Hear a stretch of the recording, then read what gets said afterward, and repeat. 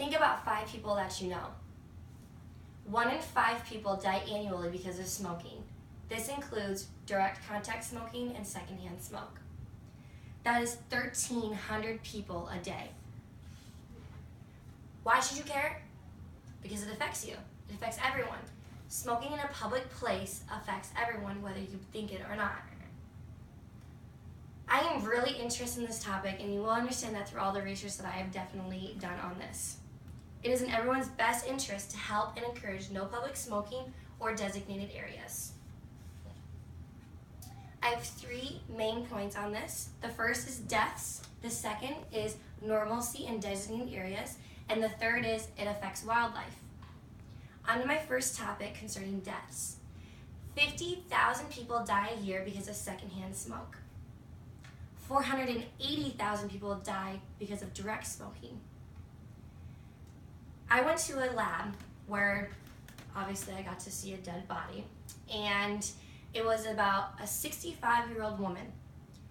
Now, obviously her body had shrunk a little bit, but we got to see her lungs.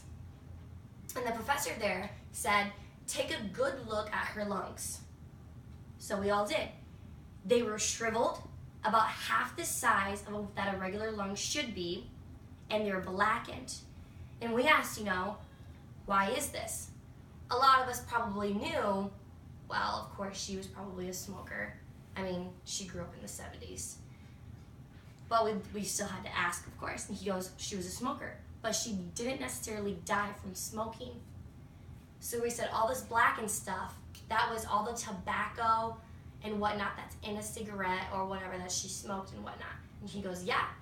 But he goes, but we think she died because of some type of lung illness, and smoking did nothing to help it. Her body couldn't help herself out because she had already done enough damage to where she died from a simple illness that you could treat just from staying and getting rest. My second topic is from normalcy and designated areas. If you look around, you can see people smoking left and right. Little kids grow up with parents smoking or grandparents smoking, and they think, oh, you do it, it's fine. What's wrong with it? Well, that's just it. If you have public smoking, it only increases the amount of future smokers for generations to come.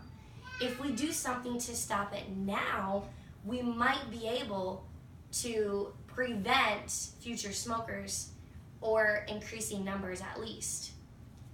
I was at a public event. It was an outside movie intended for smaller children. We were watching the movie The Sandlot. Really funny, cute movie. It's meant for children. They were passing out popcorn, and they had waters and free ice cream, and it was a fun time. And in the corner, you could see teenagers smoking. Now, we all know little kids look up to teenagers and their high school pals and whatnot. And if you see them smoking in the corner, what do you think that gives the impression to those younger kids? Smoking's okay. If they smoke, then why can't we? And they grow up, and in their minds, it just tells them more and more, well, if they smoked, they didn't die from it, but people don't understand the risks associated with it. So,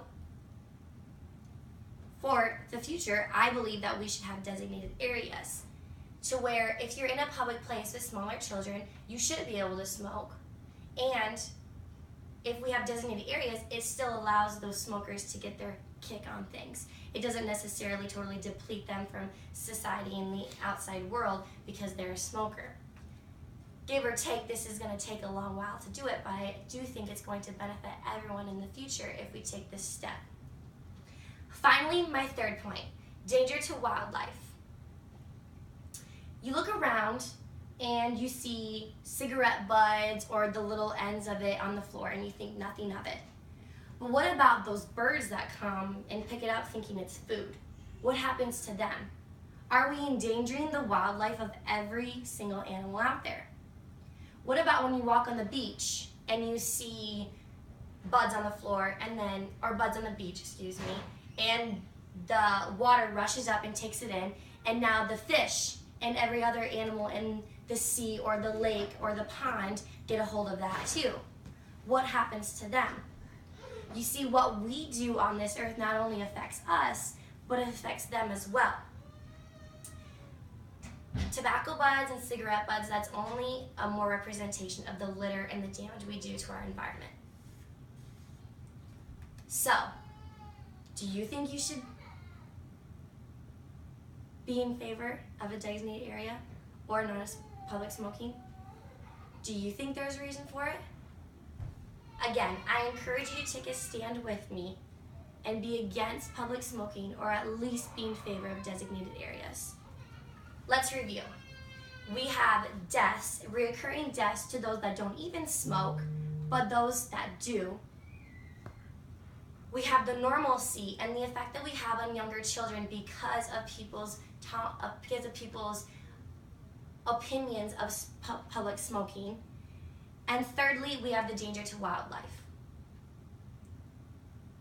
Again, 1 in 5 people, 5 people that you know, 1 of them is going to die because of something with smoking. I got my citations originally from pbs.org and cdc.gov. Thank you.